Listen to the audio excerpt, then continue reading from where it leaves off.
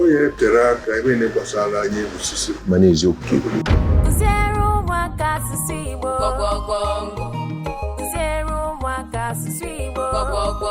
Dịka ebubedike ndị Igbo si wee kwuo, asụsụ Igbo ọ ga-anwụ anwụ tụfịa n'ụwa anyị nọ n'ime taa.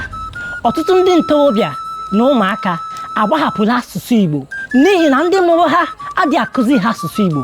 Now, this is where lesson 360 steps in. ESV Ekwoba Arnold, onye wubere lesson 360 ma wepụta ngalaba Igbo ebe a ga na-eji ihe onyonyo na teknụzụ wee kụzie, kwalite ma zie oziọma asụsụ Igbo ma na mba Afrịka ma n'ụwa dum. Gwọgwọgwọngwọ. Na lesson 360 anyị nwere ọwa YouTube ebe anyị na-akụziri ụmụaka asụsụ Igbo nke bekee na-akpọ YouTube channel. Anyị nwere ọwa abụọ nke anyị kewara dịka ihe ndị anyị na-egosipụta na ha si dị.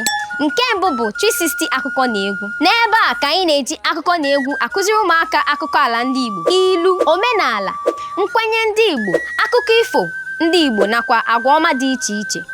Nke abụọ bụ Mụta Asụsụ Igbo TV. N'ebe a ka anyị na-akụzi ihe niile gbasara asụsụ na agụmagụ Igbo.